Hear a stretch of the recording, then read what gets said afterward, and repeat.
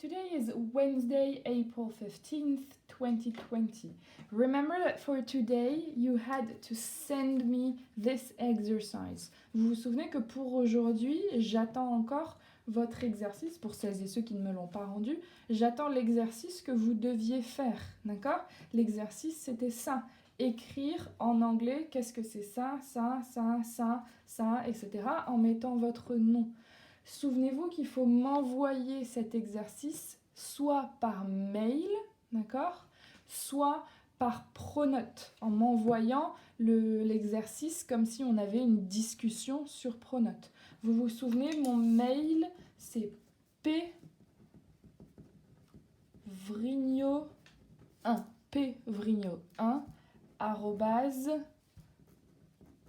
collège-montaigne.fr.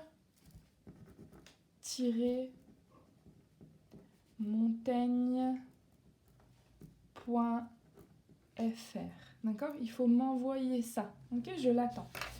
Okay, for today, let's go very quickly. Remember, we've been working on numbers. Okay? So let's go very quickly. This one is 5. 5. This one is 15. Okay, and this one is 50. Okay, so be very careful. Here we have a V, 5.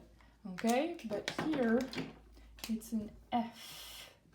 Okay, so there is a difference. 5, 15, 50. Okay, great. This one, remember, is 4. This one is 14. And this one is 40. Oh, see, there is a difference as well. Here you have U. Here you have a U. Okay. Here, no U. Okay. There's a huge difference between 4, 14, and 40. À chaque fois ici, il y a un U.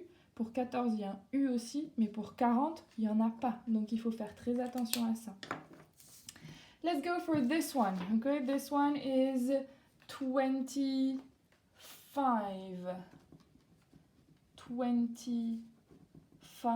25 pounds. Attention à l'orthographe de pounds. Ça s'écrit bien comme ça et pas autrement. This one is 13 pounds 50. Okay, this one is 6 pounds 10. And to finish with, this one is 89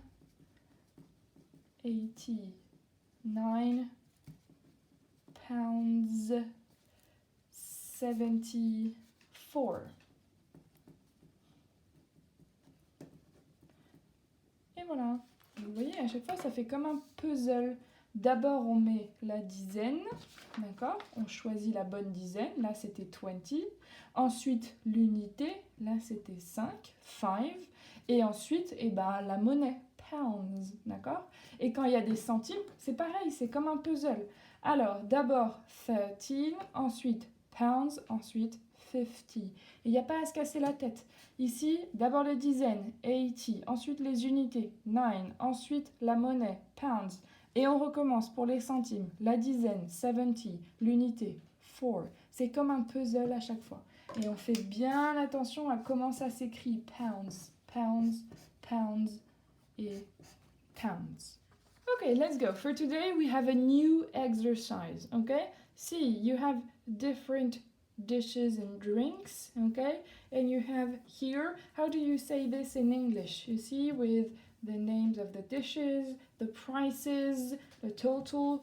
In English, you say a receipt, un ticket, une addition au restaurant. Quand vous allez manger au restaurant ou quand vous allez quelque part pour commander de la nourriture, on vous donne un ticket, d'accord, avec le prix de ce que vous avez acheté et le total, ok? A receipt, une addition, un ticket.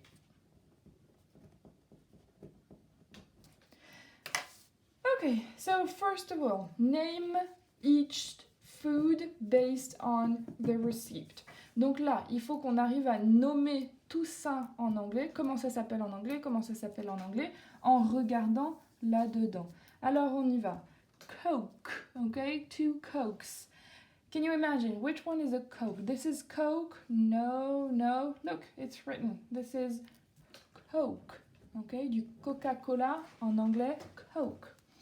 Iced tea. Iced tea is this one. Du thé glacé, un iced tea. On le dit même en français, demander un iced tea. Chicken soup. Ooh, very transparent word. Soup. Which one is a soup? This one's a soup, okay? Chicken soup. All right. One pizza. Very transparent word. Pizza. One salad, very transparent word as well. One salad. Apple pies. Oh, remember what's an apple? Vous vous souvenez, apple c'est des pommes. Pie c'est une tarte aux pommes. Apple pie. Great. And to finish with, one tiramisu.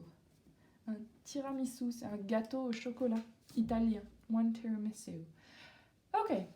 Second of all, find the total. So let's go together. I need...